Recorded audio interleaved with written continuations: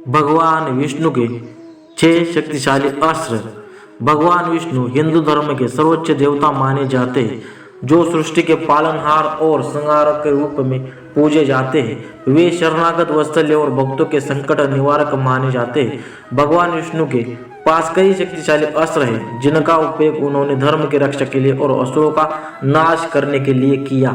इन अस्त्रों के माध्यम से भगवान विष्णु ने असुरों से पृथ्वी को बचाया। यहाँ भगवान विष्णु के 6 प्रमुख अस्त्र के बारे में बताया गया है। उनमें से पहला यहाँ पर मैं आपको बता देता हूँ, सुदर्शन चक्र। कौन सा है? सुदर्शन चक्र। सुदर्शन चक्र भगवान विष्णु का सबसे प्रसिद्ध और शक्तिशाली अस्त्र है। यह एक गोलाकार और तेज धारा वाली चक्र तरह दिखता है। इसका उपयोग भगवान विष्णु ने असुरों को पराजित करने के लिए किया। सुदर्शन चक्र न केवल शारीरिक हमले में प्रभावी है, बल्कि ये मानसिक रूप से भी शत्रुओं को पराजित करने का साहस रखता है।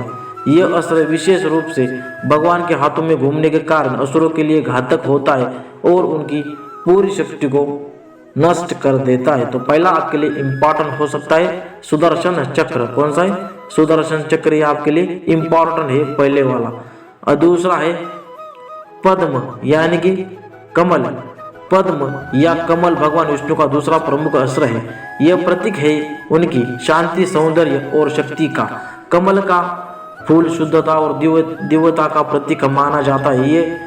यह भगवान विष्णु के विश्राम स्थल विष्णुपद में भी पाया जाता है।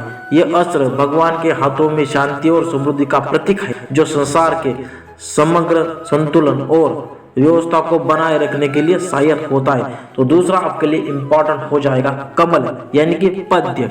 तीसरा है शंख। तीसरा कौन सा है? शंख। शंख या भगवान विष्णु का एक अन्य महत्वपूर्ण अस्त्र है, जो युद्ध के समय गूंजता है और युद्ध के मनोबल को बढ़ाता है। शंख को युद्ध में विजय का प्रतीक माना जाता है। शंख को क्या माना जाता है? युद्ध में विजय का प्रतीक यहाँ पर माना जाता है और यह असुरों के हृदय में भय का संचार करता है।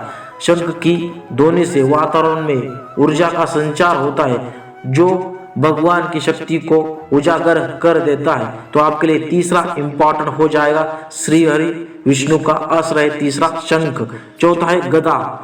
गदा भगवान विष्णु का एक और शक्तिशाली अस्त्र है। गदा का उपयोग भगवान ने युद्ध में किया था। एक भारी हथियार होता है जो शक्तिशाली प्रहार करने की क्षमता रखता है। गदा का प्रतीक बल, साहस और निष्ठा का होता है।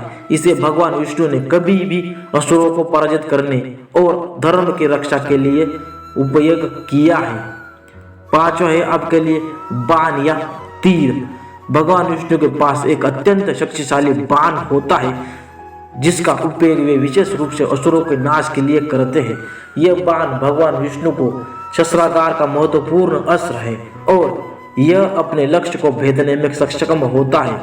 बाण का प्रभाव इतना प्रचंड होता है कि यह असुरों को नष्ट कर देता है और दुष्टों को ध्वस्त कर देता है। तो पांचवा आपके लिए इंपॉर्टेंट साबित हो सकता है बाण या तीर।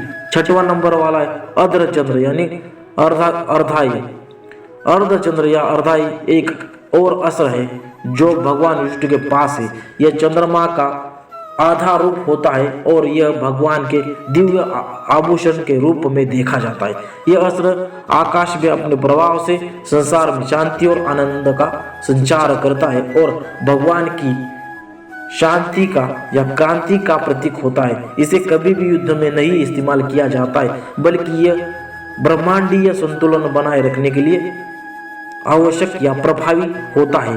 इन शस्त्रों के माध्यम से भगवान विष्णु ने न केवल असुरों को पराजित किया है, बल्कि सृष्टि को धर्म और नैतिकता की रक्षा दी। इनके प्रत्येक अस्त्र का उद्देश्य पृथ्वी पर सद्भाव, शांति और धार्मिक व्यवस्था को बनाए रखना था।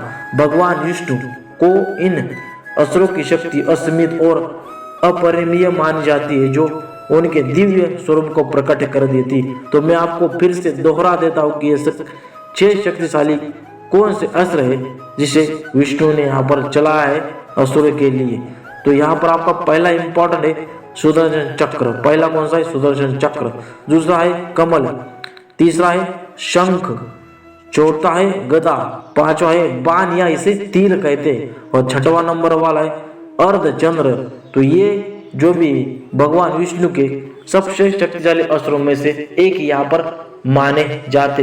तो मैंने आपको संपूर्ण जानकारी दे दी कि भगवान विष्णु के वो 6 शक्तिशाली अस्त्र कौन से। तो चैनल पर न्यू आए हो तो लाइक कमेंट और सब्सक्राइब कर सकते हैं। मैं आपके लिए इसी तरीके का यूजफुल कंटेंट लाता हूँ। और जाते यही कहूंगा, जय श्री कृष्णा और राधे राधे दोस्तों।